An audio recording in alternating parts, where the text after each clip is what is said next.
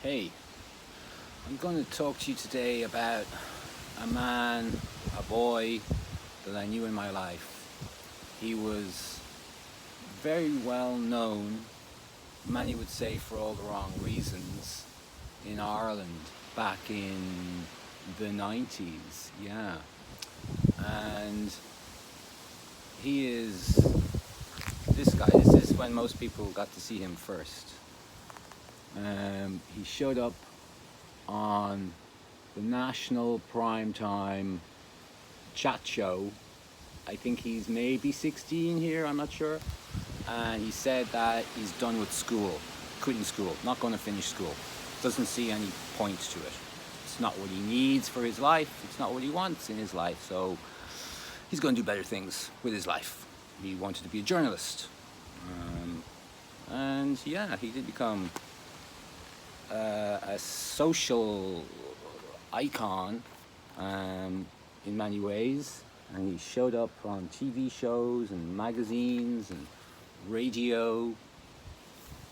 He was out there, and I first met him, it must have only been a few months after the birth of his son, Saul, and at that stage he was living in a top floor, I guess you call it a garret, of a very old building. I think it was Merrion Square or Fitzwilliam Square in Dublin, one of the squares. And it was, I visited him there when he had his baby. How did I get to visit him there? Let's go back to that. Okay. My brother worked with a public relations agency, and a lot of people came through the doors of that public relations agency on work experience, of working on various things, and it was they were very good people at the agency. And Jonathan came through for a stint there, and my brother worked there, and I ended up meeting Jonathan through my brother. I guess Jonathan came back to the apartment where we lived in sometime, and I met him there. And I became good friends with Jonathan. I had an awful lot of respect for him, while most people had no respect for him. I was the opposite. Hey, this is always the way through my life. When the mob think this, I'm going to think the other.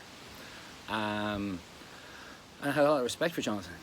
And he was bringing up his baby, his small boy, by himself, by his decision and agreement with the mother. And that wasn't easy. But at least he didn't go to a 9-to-5 job. He was his own boss. And he could manage it. And then he got a job as a presenter on a morning radio show in Dublin. 7 to 9, I guess it probably was, a.m. And then he had a problem because he had a son. And so I was recruited by him to be a childminder, to come to look after his kid while he was doing this radio show every morning, 7 a.m. to 9 a.m. So, okay, yeah, what an opportunity, right? Yeah, absolutely. And I saw it as a big opportunity. So I would wake up, I'm going to guess, about 5 a.m. because I would arrive in his house before 6 a.m. No, it wouldn't have been taken that long on that hour of the road on traffic. There would be no cars on the road, so it would be pretty free-flowing and speedy. And I'd say probably 20 minutes in the cab, maybe even 15, depending on the driver, right? Would have taken me there. So I probably got a cab about 5:30.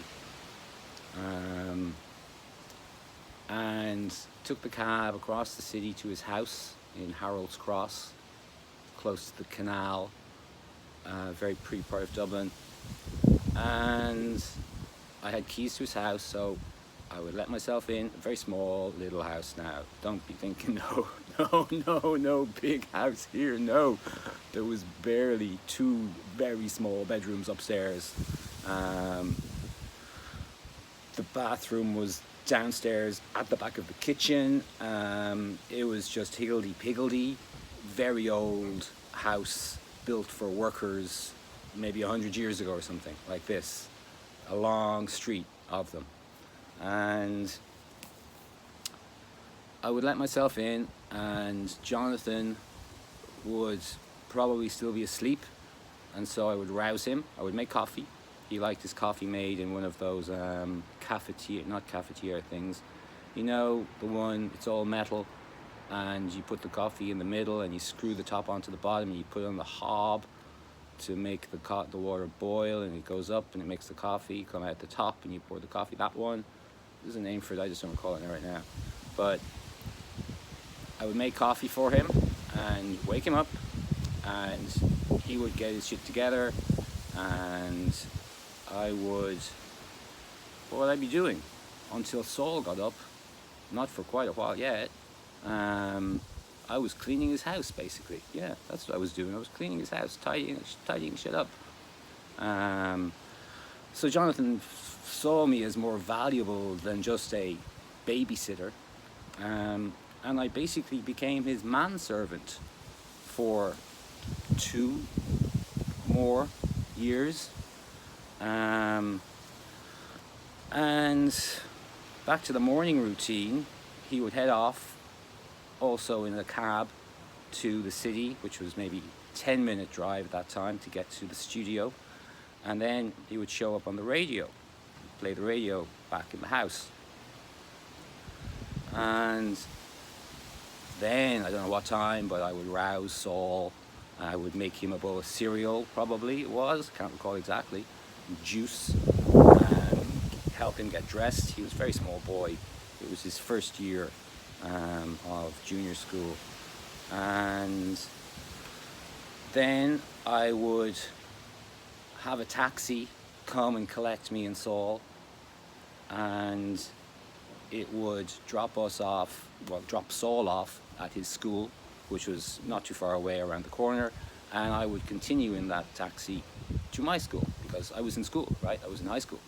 And I would arrive at my school, and there's another video about that, on how everybody thought I was a rich, posh kid because I was coming to school in a taxi every morning, even though I lived around the corner from school. So it then went on that Saul needed a lot of attention. Saul was a very bright kid. Here they are together in their house, in their very tiny house, and all of the walls were like this. There were books and books on top of piles of books, and books and books and books. Jonathan was a very, very well-read guy.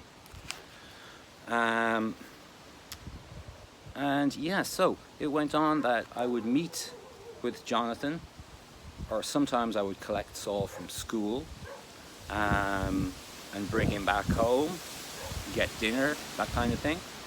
Not often that happened though. It would more often be that I might collect him and take him to Jonathan, or I might just meet with them in the city.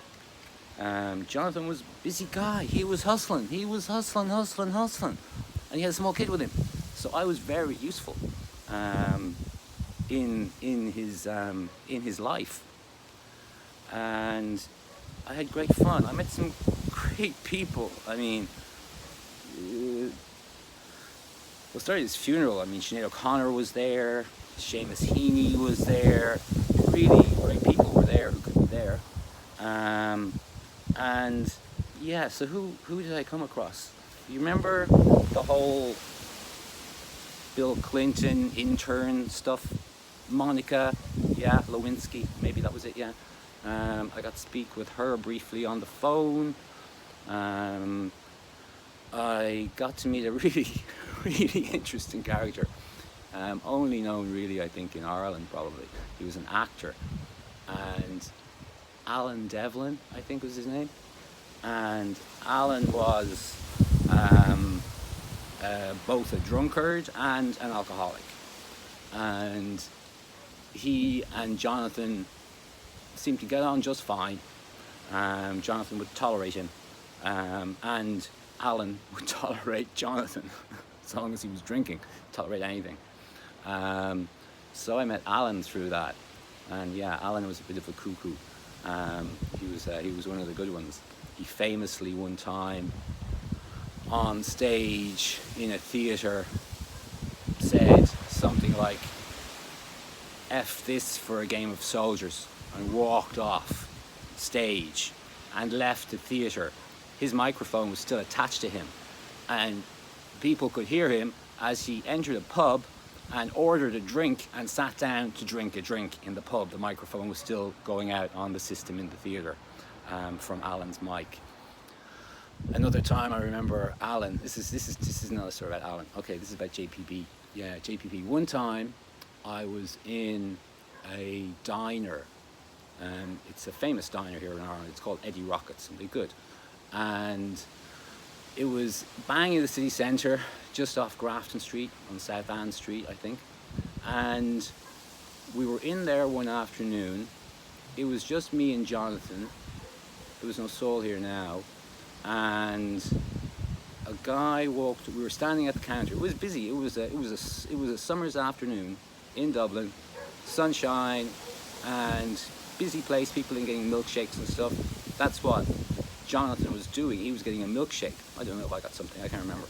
But this guy came over to him.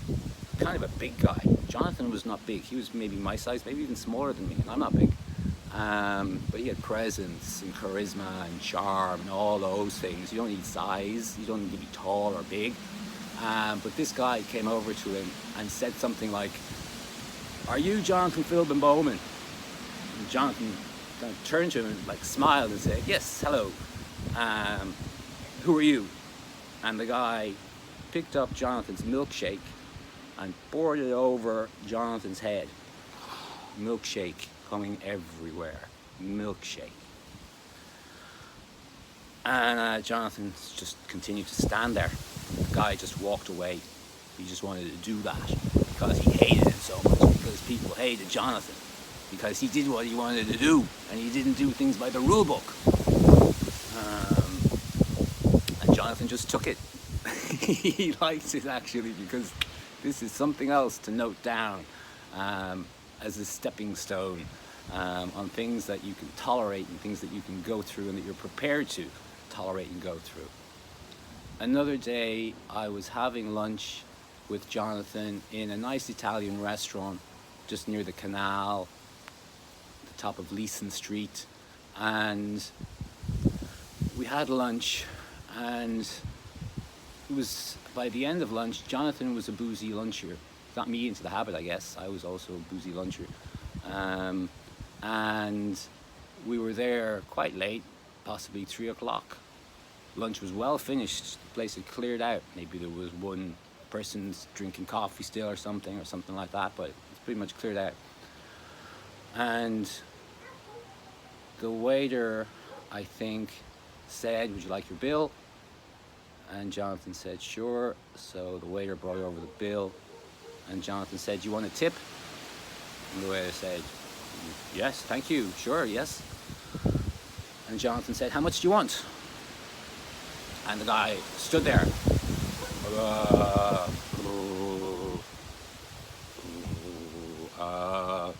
I don't know, $5, which would be a big tip, say. That would be still a big tip for a lot of people even today. I also learned from Jonathan to be a big tipper. It's a good idea. It's a real good idea to be a big tipper. And so Jonathan said, "Are you sure? Are you sure? You're sure? $5?" And the guy said, yeah, sure, yeah, thank you." And Jonathan was like, "Okay, fine." So I think he paid bill by credit card and added $5 on as a tip, or maybe he had $5 in his pocket even, I don't know, or maybe I had $5 that he got out of me to give as a tip. That often happened. and that was cool. I didn't mind that at all. And Jonathan said to him, like, why didn't you ask for $20? Like, why didn't you ask for $20? And the kid was like, the waiter was like, oh, I don't know, it's a lot of money. And Jonathan was like, shoot big, you might not get it, but shoot big. I hope that guy learned a lesson from Jonathan that day. That was about the only time that I had been in that restaurant with him. And we were in many restaurants over the years, over the let's say 2.5 years I spent working with Jonathan, being his friend and getting paid for it. It was good. What other remarkable events did I have with Jonathan? I'm trying to think. There's some funny things, but some of them you wouldn't even get. He introduced me to proper coffee, to real coffee. There was an Italian restaurant just on a laneway street, maybe behind Grafton Street, and this was one of his hangouts. So it was my hangout too when I was with him. And it was good because you go in there, order a coffee at this Italian restaurant, morning time, late afternoon, and out of eating times, no customers there, and you would just order coffee and sit there drinking espresso. That got me introduced to coffee. I didn't like coffee at all until this time. I really did not like coffee until this time. And then I discovered espresso with the crema on the top. Ooh, yeah, that's my kind of drink. And it's what I still drink today. I give a splash of almond milk, no sugars, unsweetened to it, and that's it. No sugar added to anything. I don't add sugar to anything. And yeah, so he introduced me to coffee, proper coffee. He also introduced me to the taxi service and the taxi industry and taxi drivers. I spent a lot of time with taxi drivers in those years where I was very young as a teenager. Found them to be great guys, really good people, smart people, smarter than most would think. They really are. Not all, obviously. It's like any population. Some are good, some are not so good. Good is the wrong word there. But yeah, Jonathan. So then I was away in another country, and when I arrived home to Dublin Airport, I saw on the newspaper stands Jonathan Philbin Bowman dead.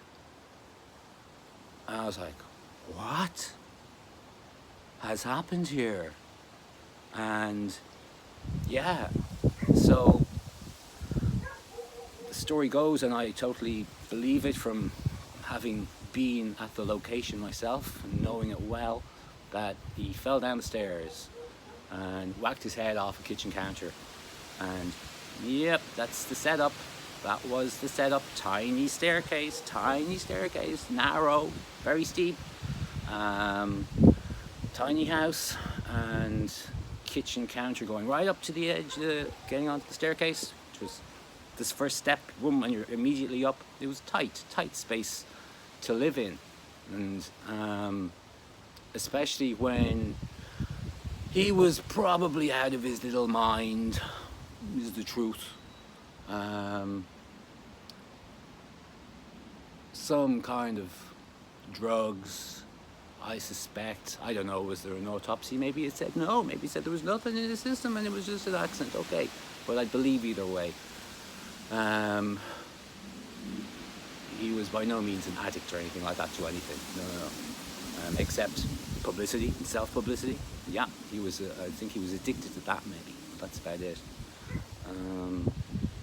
So he died. Yeah, I got a phone call from my dad or my mom to tell me, "Did you hear the news?" I just saw. Wow. Yeah. They were like, "Yeah, terrible tragedy." I don't know what age was he. Was he? Honestly, now I should have checked that out before I made this video, shouldn't I? Maybe he was like 31 or something. Maybe it says it in this book. It's the cover of the book called Jonathan. And yeah, he was one of the special ones. He was hated by so many people. But I mean, you've got to be, don't you? Sometimes it's some kind of a strategy of daringness, to push the boundaries and the edges. Here he is with Susan Faludi. She's an American lady, feminist lady, smart lady. He only hung out really with smart people. Oh yeah. He had a big part in introducing me to new technologies as well. He was hooked on it. He was living in his mind, much like I was, as though he were in New York in the mornings and San Francisco in the evenings. He's that kind of a, not doing things that Irish people knew much about at all. Yeah, he had the Newton, it was crap device from Apple, and I got to try all those things out, and that was cool. And then I went to his funeral, and it was just me. I went by myself, and it was in the church where a lot of funerals, big funerals, happen here in Dublin, Donnybrook Church. And I went up and shook hands with his parents and his brothers and sisters, and Saul was there. And I'd only met Jonathan's father before. I'd never met any of the other family members before. And Jonathan's father is still alive, and he is a renowned and esteemed broadcaster here in Ireland. John Bowman is his name, for many, many years. And he's still going. Good for you, John. So at his funeral, his father, it was a Quaker funeral service, I believe, at the crematorium. Oh, no, first back, we had something in the church first, that's right, we had something in the church first in Donnybrook. And I shook hands with everybody, and I came up to Saul, and I said, "Hey Saul, how are you?" I shook his hand. And then you're in the hustle, you got to keep moving, so I had to keep going. Saul didn't say anything, he was just sad eyes, but strong eyes. And I knew Saul was going to be okay. I really did. It's difficult, and it was difficult for him, I'm so sure, and I haven't seen him since then. I've heard he's playing guitar and stuff. I'm sure he's doing many different things. He was playing guitar. Maybe he's doing something different now. Maybe he's an astronaut. But then we went to the crematorium, which was not so far from Donnybrook, but not so far from where Jonathan lived. Where I lived was very close to Donnybrook.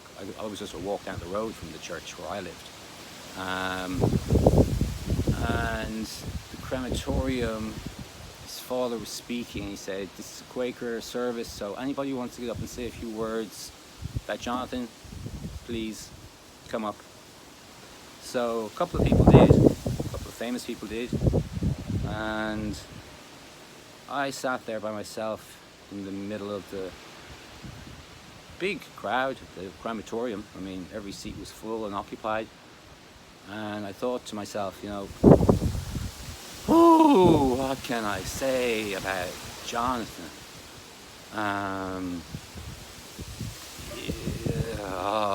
I was in no way prepared for this,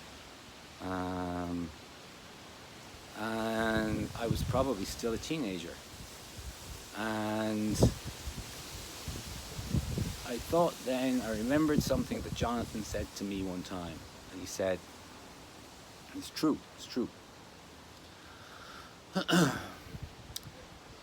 If you don't have something great to say, don't say it. So there you go. Have a great day.